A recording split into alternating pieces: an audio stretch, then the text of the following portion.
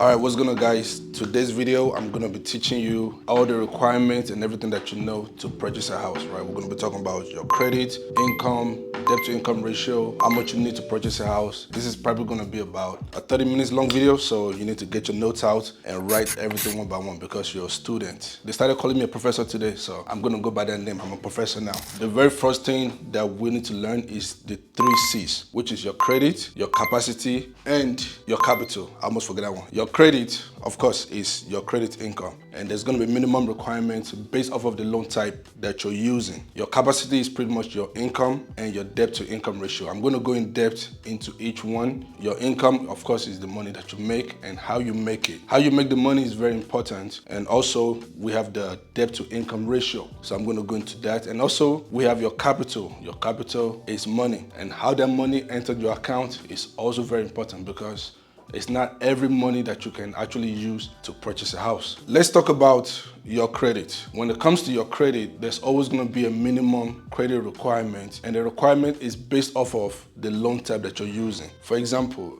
if you qualify and the loan type that you're going to qualify for is going to be based off of your credit history and a lot of other stuff. When you talk to a lender, the lender is going to advise you on which one is the best, or the lender will give you different options to see which one you qualify for. And it's always going to be based off of your credit score and your credit history. If your credit score is between like 580 to 600, most likely you can only qualify for an FHA loan.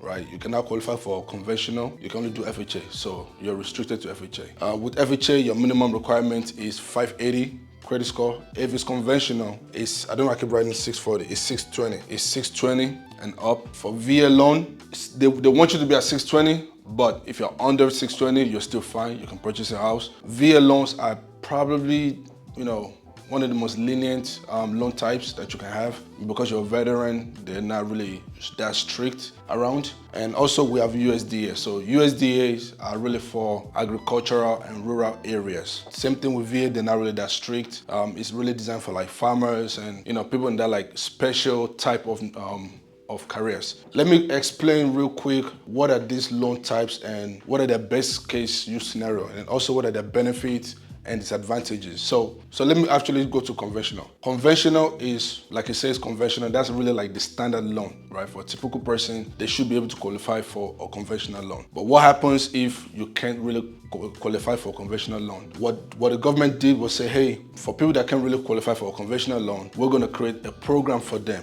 which is the FHA. So FHA really is a program for somebody that couldn't really qualify for a standard loan, and the government backed it up, right? So that's what a FHA loan is. Conventional loan is really just a conventional loan. It's a normal loan. And then we have VA loan. That is a program from the government as well for veterans only. And then USDA loan is you have to be in a rural or agricultural area for you to be able to qualify for it. And you'll be surprised, there are a lot of areas where they look like normal, right? But they're USDA approved. So definitely, if you're looking to apply for a loan, check if your zip code qualifies for USDA loan. Now, a couple of things that you need to be aware of. One, you do not want to close your credit card, especially your very first credit card, because your history is very important. I mean, credit is all about your history and your repayment history and all that good stuff. And your credit card with the oldest history is going to give you the maximum, I'll say, exposure to the credit bureau. So you don't want to close it. And also, you do not want to open a new credit card around the time that you're purchasing a house, right? Because the age really matters. These are all part of the points that you're going to use to qualify. And you want to keep your utilization rate around 30%. So you have a credit card with a limit of $1,000. You do not want to spend more than $300 on the card. If you do, make sure you know the date where it's going to be reported and you pay to that amount before that. These are just good things to know, so that way you're going to be in the best position, because at the end of the day, your credit score matters, and the better your credit is, the lower your interest rate is going to be. Okay, so the next one is capacity, and you need to pay really good attention to that part. So when it comes to the capacity, we're really talking about income. We've talked about credit, now we're talking about capacity, which is your income, and the second part of capacity is your debt to income ratio. There are 2 types of income generally. You're either a W-2 or a 1099. 1099 business owner, they all fall in this category. If you're a W-2, you have the most straightforward loan ever, right? Your loan is straightforward. They're just going to look at your gross income. So your income is calculated based off of whatever's in the gross pre-taxed. right? So you make $100,000 a year, they're gonna use $100,000 a year to qualify you. The lenders are going to need 2 years of work history. And quick tip, everything the lenders are always going to require from you are always going to be in twos. 2 years of this, 2 of this, 2 months of this, is always going to be in twos. That's the way the lenders work. So they're going to need you to be working for the past 2 years actively. Now, there are unique situations where maybe you didn't work for a month, 2 months. All that is fine, depending on your loan type. There are different guidelines around it. But, there are situations where, maybe you didn't work for 3 months, you had a lapse in employment. You just need to talk to your lender and they're gonna see a way to navigate things around. But let's say you didn't work for 6 months, that could be a different story, right? And also, if you're working part-time as well, you need to work that part-time for a year before they can use that as part of your qualification. So there are a couple of things all around it, but there's always a workaround if it meets the guideline. The next one is 2 years tax history. The lenders wanna make sure that you've been filing your taxes for the past 2 years. If you haven't filed your taxes, it's okay. They will just tell you to go and file it in order for you to be able to purchase. You cannot escape Uncle Sam. You cannot escape taxes when it comes to purchasing a house. There's no way around that, nothing you can do. All right, the next thing that the lenders are gonna do, once you're under contract, they're going to do something that's called VOE, and that is verification of employment, to make sure that you are still working.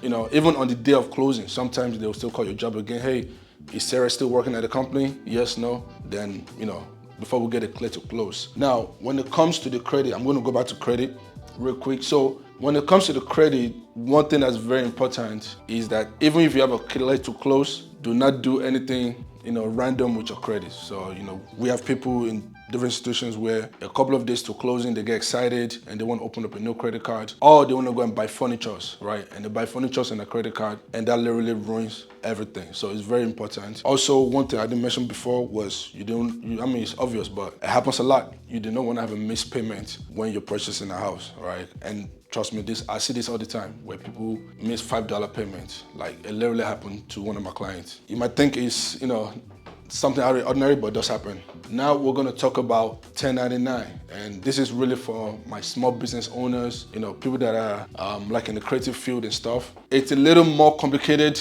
if you have a 1099, but there are always unique ways to get things out of the way. Okay, there's one thing I just remembered that I didn't write down, so I want to write it down real quick. So I'm going to talk about bank statement loans. Okay, so if you're 1099, the first thing the lenders are going to need is your profit and loss statement. Remember, for W-2, I was like, okay, if you're W-2, they're going to use your gross income to qualify you for your income. It's the other way around. If you're 1099, they're going to use your net profit to qualify you for your income. I mean, most of 1099 business owners, you make like 200K, okay, but what did you put in your taxes, right? You told the government, hey, I made 200K, but I spent $190,000, in expenses, and there's $10,000 left. So your net is $10,000, that's your profit. And that's what they're going to use to qualify you, right? So that's very important for you to be aware of that. A lot of people don't know about that until closing date. That's when they're like, oh my God, so yeah, that's very important for you to know. Then the next thing is your personal taxes, right? You have to make sure that you're filing your personal taxes as well, because they're going to look at that. And same thing over here, 2 years history. You must have owned the business for the past 2 years, and the business needs to be active. Also, they're gonna go on Google, they're gonna search the business. They're gonna go on the board website as well to make sure that your business is active. So, you can't just have a random business that's not legit and you wanna use that to buy a house. Okay, then the next thing they're going to need is bank statement. Apart from the bank statement, they're going to need a letter from your CPA as well, right? So, you're running a business and you're filing taxes by yourself, that kind of doesn't work. So for most people with 1099, this works. There's another unique strategy that the lenders can use, which is called a bank statement loan. So a bank statement loan is a program where they're going to use the money that comes to your bank statement, right? They're going to use that to verify your employment and qualify you based off of that. So what they're really looking for is pattern. It could be like every quarter or every month, X amount comes to your account for the past 2 years or 2 months, whenever, 6 months, a year, something around there. That's what they're going to use to qualify for your loan. I do not really advise anybody to go this route. One, because you're going to need to put a lot of money down, 20 to 30% down. Plus, your rate is going to be a lot higher than a regular loan. But for some people, that might be the only way for them to be able to purchase a house. If that's your only way and that works for you, sure. But I would say try everything else before you go to the bank statement loan route. We're gonna go to the second part of capacity, which is your debt to income ratio. And this part is very, very important because, there are a lot of people that make, $150,000, $200,000 a year, but they can't qualify for a house. And you're like, man, I'm a doctor, how come I can't qualify for a house? Okay, what about your debt, right? You have student loan, you have car note, you have personal loan, you got alimony, a bunch of loans that's eating up your actual income, right? So they're going to look at your income and compare it to your debt, and there's a ratio for it. So what are your debts? Your debts are things you cannot easily get rid of, right? Your debt is not your cell phone bill or little things like that, right? While we're talking about the debt to income ratio, let's talk about what is a mortgage and what does your mortgage consist of. One thing a lot of people don't know is that there are 5 things that you're paying for whenever you pay for your mortgage. So you're not just paying one random bill, you're actually paying 5 things. So there's a way we use to measure it, which is PITI, which is your principal, interest, taxes, and insurances. Insurances are 2 things. So principal is a portion that goes back to reduce your loan balance. For example, you're paying $2,000 a month, your principal might be like $200, $250 a month, and by you paying to your principal, it's going to reduce your loan balance every month, which is going to help you, all right? Then you have your interest. The interest is what the bank is charging you for the loan. Then you have the property taxes. Uncle Sam got to get his money, right? Then we have the insurance. There are 2 insurances.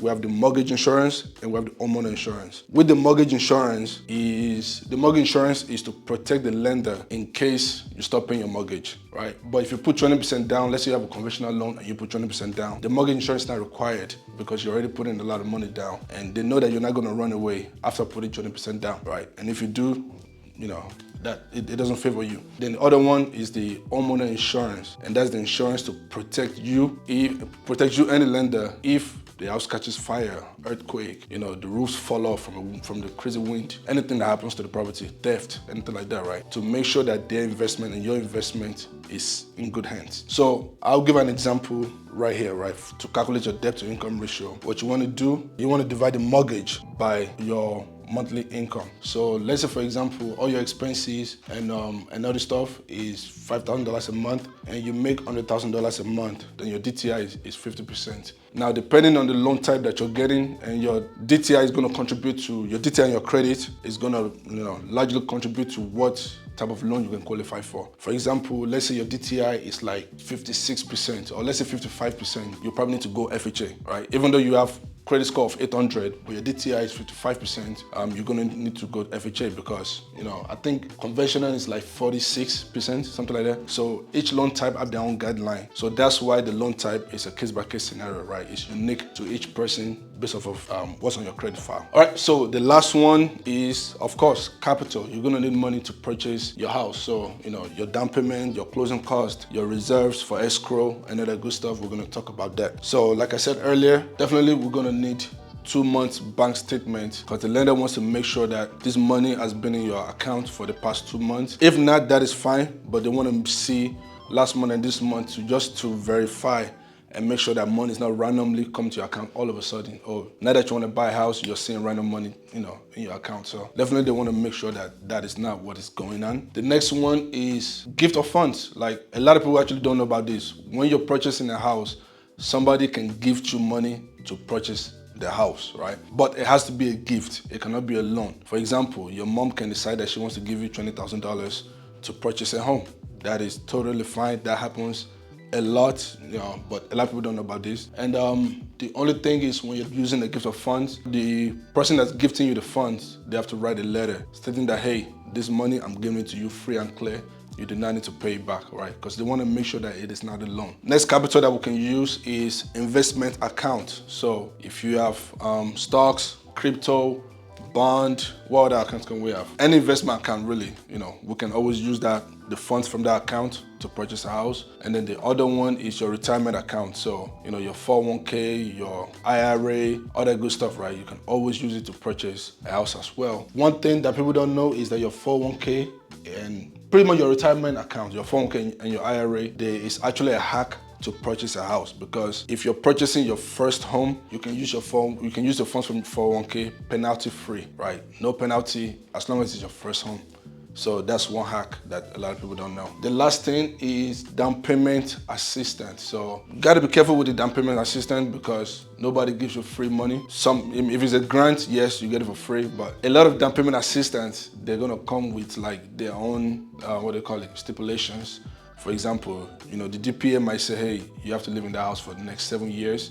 You cannot rent it, or it might come back in form of a second loan, right? So yeah, so like you can say that's for 10 years, whatever they're doing. And another thing to know about the down payment program assistance is a lot of time your interest rate is going to be slightly higher than normal, right? So let's say normally you will get like 5.8%.